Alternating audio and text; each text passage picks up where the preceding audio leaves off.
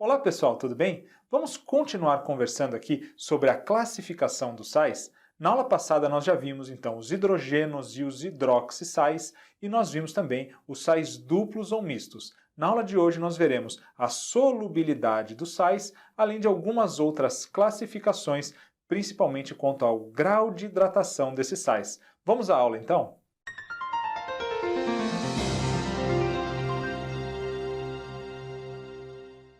Vamos começar falando, pessoal, sobre os sais hidratados, que são aqueles sais que vão apresentar moléculas de água presas no seu retículo cristalino. Isso então que também é conhecido como água de cristalização.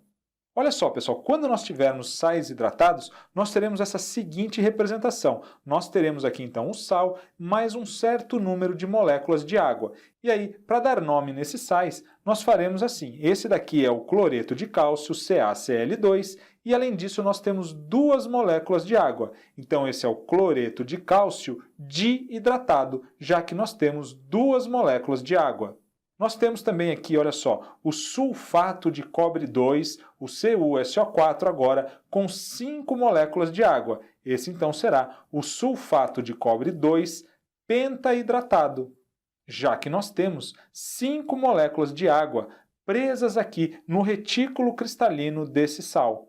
Olha só agora, pessoal, o sulfato de sódio, que tem 10 moléculas de água presas no seu retículo cristalino. Então esse daqui será o sulfato de sódio decaidratado, já que ele apresenta 10 moléculas de água. Então, pessoal, é bem tranquilo aqui dar nome e reconhecer os sais hidratados. São aqueles sais que vão apresentar moléculas de água no seu retículo cristalino. E é importante, então, lembrar que nós simplesmente vamos usar o nome do sal e depois nós vamos dizer qual é o grau de hidratação. Se ele é hidratado, diidratado, triidratado e assim sucessivamente. E agora, qual é o oposto? Agora os sais que não apresentam água na sua estrutura. Esses sais, então, nós vamos chamar de sais anidro. Anidro é tudo aquilo, então, que não tem água, que foi desidratado. Então, pessoal, os outros sais, eles são sais anidros. Olha aqui, por exemplo, o cloreto de bário. Aqui nós não vemos nenhuma molécula de água na sua fórmula. A mesma coisa que o nitrato de amônio, também sem nenhuma molécula de água na sua fórmula. Então, nós podemos dizer que esses sais, eles são sais anidros, que é o oposto de sal hidratado. Vamos falar agora, pessoal, sobre a solubilidade dos sais. E aí não vai ter muito jeito. Nós vamos ter uma tabelinha aqui que nós vamos precisar de algum modo memorizar ou então nos acostumarmos, pelo menos aqui, com os principais sais. Mas aí, pessoal, nós temos uma dica muito importante que vai ajudar demais na hora de resolver as questões. Todos os sais cujo cátion vem do grupo 1 dos metais alcalinos, ou então que esse cátion é o amônio, esses sais sempre serão solúveis. Então, pessoal, na dúvida, lembrem-se sempre disso. Sais do grupo 1 mais o amônio, eles sempre são sais solúveis. E aí isso vai ajudar demais a gente a resolver as questões de prova. Então, a primeira coisa que nós temos que saber é que os sais formados pelos cátions do grupo 1 ou então pelo cátion amônio, eles sempre serão solúveis.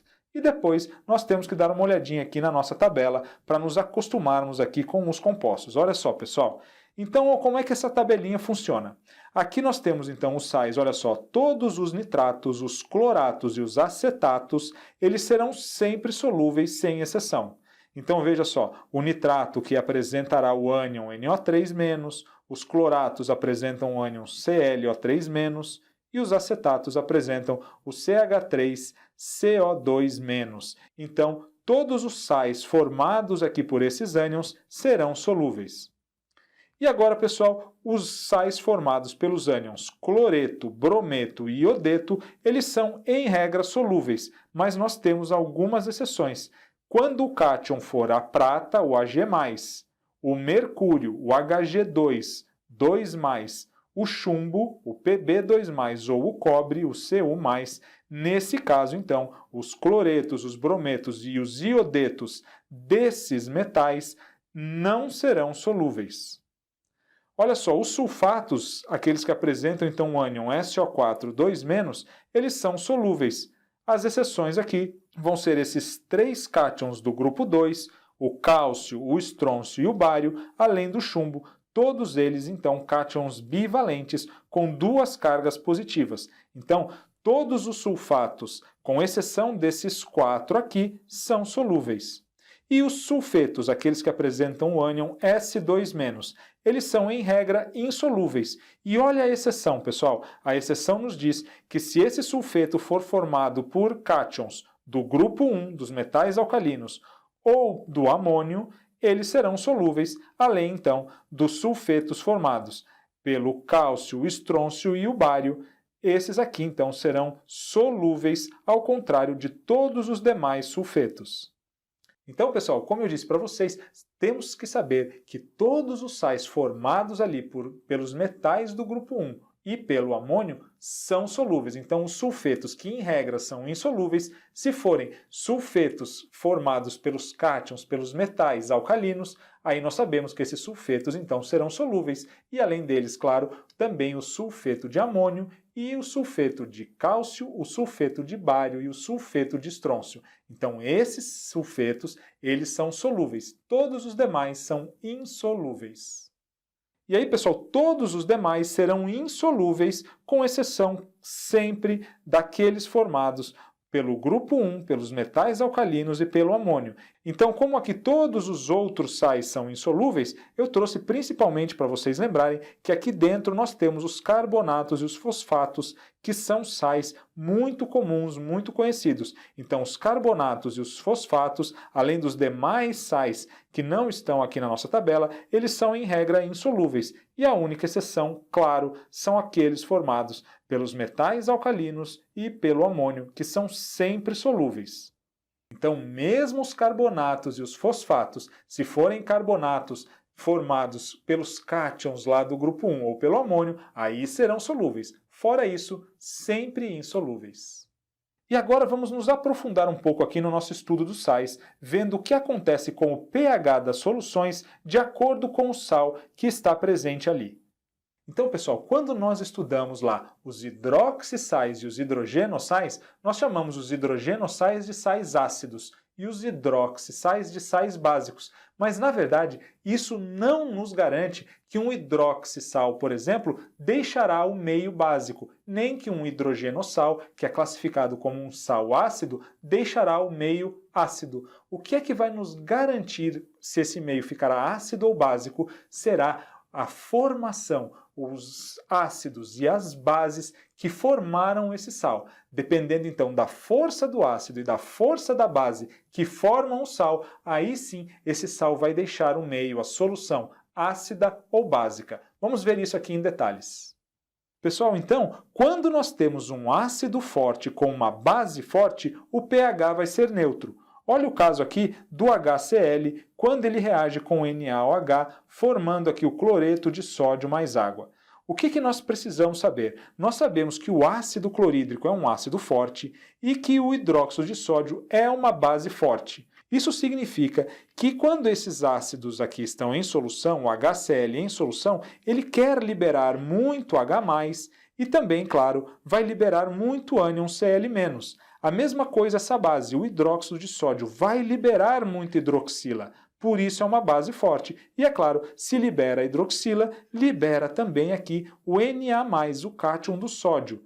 Então veja, pessoal, que quando nós temos um ácido forte e uma base forte, esses compostos em água, eles preferem estar dissociados ou ionizados, eles preferem estar separados. Então, nós teremos aqui, por exemplo, no caso do ácido clorídrico, aquele cloreto que está liberado na água, que está na solução, ele não vai buscar H+, lá da molécula de água, para reagir e voltar a ser o HCl, já que ele prefere estar separado. Ele prefere aqui estar na forma iônica. A mesma coisa a base, o NaOH. Então o Na ele não vai buscar hidroxilas lá no H2O da água. Nós temos um OH que esse Na poderia se juntar, mas ele não, ele prefere ficar separado. Com isso, então, nós teremos naquela solução muitos íons Na+, muitos íons Cl-, mas esses íons não vão reagir em regra com as moléculas de água. Então o meio permanecerá neutro. Nós não teremos nem OH-, nem H+, nessas soluções. Então, pessoal, quando nós temos os íons Cl- e Na+ em solução, esses íons não vão reagir com a molécula de água, e aí nós teremos esse meio neutro, não teremos aqui nem a liberação de H+, nem de OH-, já que esse ácido e essa base são fortes. Com isso, então, nós sabemos que o pH desse meio vai ser neutro, vai ser ali próximo de 7. Agora, pessoal, o que acontece quando eu tenho um ácido fraco e uma base forte? Nesse caso, nós teremos pH básico quando esse sal estiver em meio aquoso.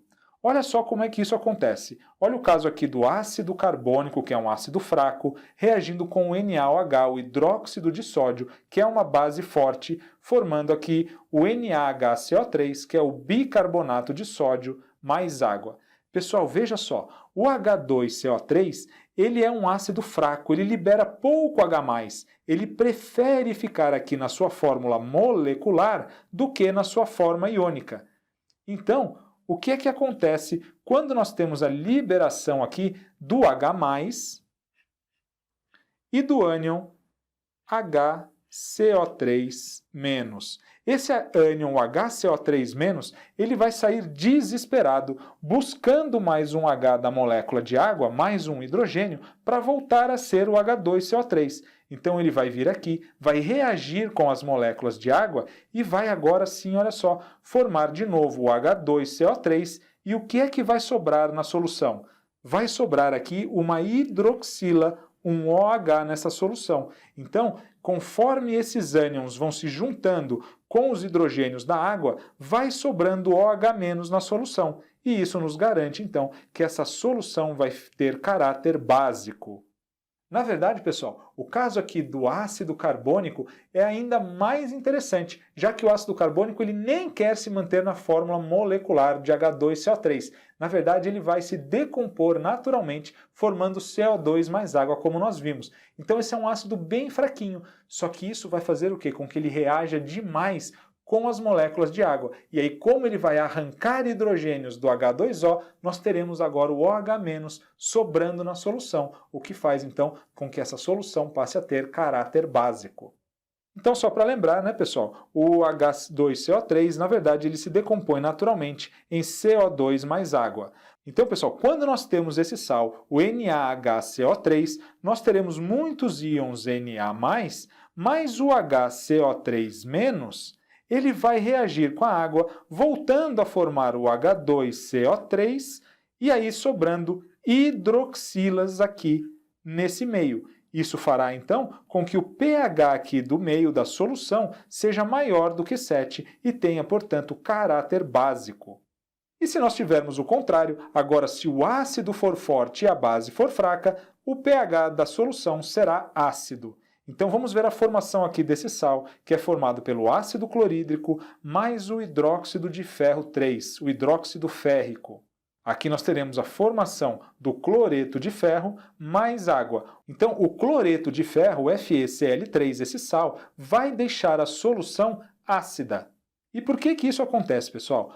Porque, olha só, como o hidróxido de ferro é uma base fraca, quer dizer, então, que ele libera pouco OH-, ele prefere ficar, então, nessa fórmula de hidróxido de ferro do que na sua forma dissociada. Nós teremos, então, agora aqui esse cátion do ferro, o Fe3+, procurando as moléculas de água para reagir com as hidroxilas, voltando a formar o FeOH3. Com isso, como cada molécula de água, de H2O, então, vai perder um OH, então vamos colocar aqui menos um HO, que é a hidroxila, nós teremos a sobra do H+, e esse meio, portanto, ficará ácido. Quando nós temos essa solução, então, nós teremos o FeOH3 e muitos H+ aqui na solução, tornando então essa solução, esse meio, um meio ácido, com o pH agora menor do que 7, já que como essa base é fraca, o ferro quer voltar a ficar ligado às hidroxilas. Ele vai roubar hidroxilas da água e vai sobrar agora H+ na solução. Então, o que vai acontecer na prática é que esse cátion do ferro ele vai procurar agora uma hidroxila para se ligar e aí nós teremos a formação de novo da base, já que essa base é fraca e ela prefere então se manter na forma de base do que na forma dissociada. E aí sobrará, como nós vimos, muito H+ aqui na solução. Essa solução então ficará ácida. Vamos resolver uma questão então, pessoal, olha só. Em 2011, um intenso terremoto seguido de tsunami provocou sérias avarias nos reatores da usina nuclear de Fukushima, no Japão, ocasionando a liberação de iodo radioativo em dosagem muito superior aos limites aceitáveis. Como medida de prevenção, foram distribuídos à população evacuada tabletes de iodo. A Organização Mundial de Saúde, a OMS, indica preferencialmente que esses tabletes sejam constituídos da substância iodato de potássio, que é o KiO3, em vez da substância iodeto de potássio, que é o Ki, que tem menor durabilidade. Então, sobre essas substâncias, é correto afirmar que... Eu trouxe aqui então, pessoal, apenas as substâncias, tirei ali o texto, o iodato de potássio, que é o KiO3, e o iodeto de potássio, que é o Ki. Então a letra A nos diz que o iodeto de potássio é um sal básico e insolúvel em água. Pessoal, já pode parar por aí. O iodeto de potássio é formado pelo potássio. Potássio é do grupo 1. O que é que nós falamos mesmo sobre o grupo 1 e o amônio quando nós falamos em solubilidade? O grupo 1, sempre, todos os sais formados com cátions que vêm lá dos metais do grupo 1 ou com o amônio, nós teremos sempre aqui sais que são solúveis. Só isso já nos garante então que a letra A está incorreta, já que ele é um sal solúvel. Mas além disso, pessoal, o iodeto de potássio não é um sal básico, já que o iodeto de potássio vem de um ácido forte, que é o Hi, também ligado a uma base forte, que é o hidróxido de potássio. Então, quando nós temos aqui o ácido iodídrico mais o hidróxido de potássio, nós temos a formação aqui do iodeto de potássio, que é o Ki, mais água. Então, como esse ácido é forte e essa base também é forte, aqui nós temos então esse sal, que é um sal neutro, formado por um ácido forte e por uma base também forte. Aí, pessoal, tem que lembrar lá dos hidrácidos que são fortes. Lembram? O Hi, o HBr e o HCl são os 3 hidrácidos que são fortes. Então, aqui, o ácido iodídrico é um hidrácido forte. Da mesmo modo, claro, que todas as bases do grupo 1, as bases formadas então com os metais alcalinos, sempre serão bases fortes. A letra B nos diz agora que o iodato de potássio é um sal neutro e solúvel em água. Então, pessoal, o iodato de potássio, ele também é formado aqui por um ácido forte, que é o HiO3, esse que nós chamamos então de ácido iódico, mais o hidróxido de potássio, o KOH, formando aqui sim agora o iodeto de potássio, que é o KiO3, mais água. Então, como nós temos um ácido forte, olha só, nós temos 3 oxigênios e 1 hidrogênio, basta nós então subtrairmos o número de hidrogênios do número de oxigênios para saber a força do ácido. Então, 3 menos 1 é 2, o que nos garante aqui que esse oxiácido é um ácido forte. Do mesmo modo aqui, base do grupo 1, sempre forte. Então, realmente, o iodato de potássio é sim um sal neutro, já que ele é formado por um ácido forte e por uma base forte, ele é um sal neutro e solúvel em água, claro. Todos os sais formados lá pelos metais do grupo 1 são solúveis em água. Aqui nós temos uma afirmativa correta. A letra C nos diz que o iodato de potássio apresenta o elemento iodo em seu estado mínimo de oxidação. Não, pessoal. Olha só, o iodato de potássio é o KiO3. Vamos ver aqui o NOx do iodo no iodato de potássio. Se o oxigênio é menos 2 e o potássio é mais 1, já que ele é do grupo 1, e nós temos 3 oxigênios, lembrando que esse sal terá que ter o somatório igual a 0, nós teremos então mais 1 do potássio, mais X do iodo, e agora 2 vezes 3, 6, menos 6 do oxigênio. Menos 6 mais 1 é menos 5, então X menos 5 é igual a 0, o X será igual a mais 5. Aqui, então, o NOx do iodo é mais 5. E esse não é o seu estado mínimo de oxidação, já que nós sabemos que o iodo forma também o iodeto, que é o I-. E aqui ele tem NOx menos 1, como, por exemplo, aqui, quando nós temos o iodeto de potássio, Ki. Nesse caso, o potássio é mais e o iodo é menos. Aqui sim o iodo está com seu NOx mínimo, que é menos 1.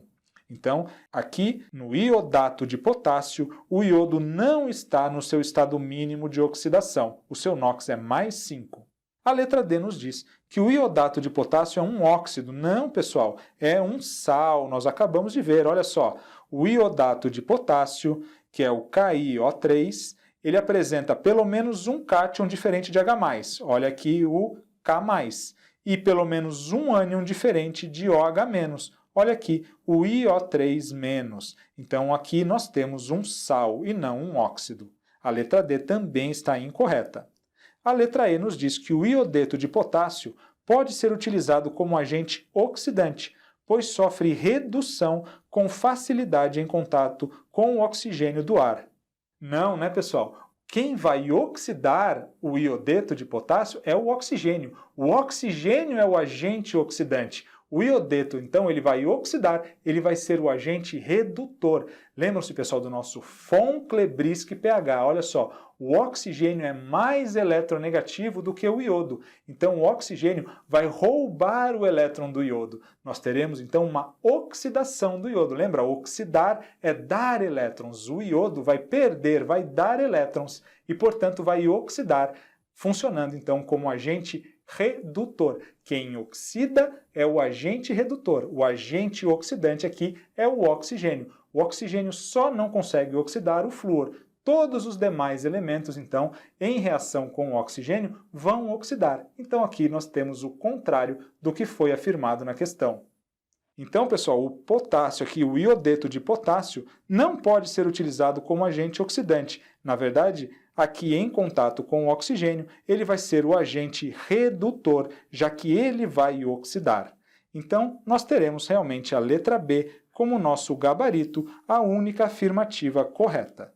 Então, pessoal, nós vimos hoje aqui todas as classificações dos sais e falamos também da solubilidade desses sais. E aí não tem muito jeito, tem que conhecer lá e tentar memorizar a nossa tabelinha, lembrando sempre que todos os sais formados pelos metais alcalinos e pelo amônio serão solúveis. E também nos aprofundamos e vimos o que acontece com as soluções dependendo do sal que nós temos ali. Então, dependendo da formação desse sal, do ácido e da base que formaram esse sal, nós saberemos se essa solução terá caráter básico, o pH maior do que 7, ou caráter ácido, pH menor do que 7, ou até, claro, o pH neutro, pH igual a 7. Tudo vai depender da força do ácido e da base que formaram esse sal que está na solução.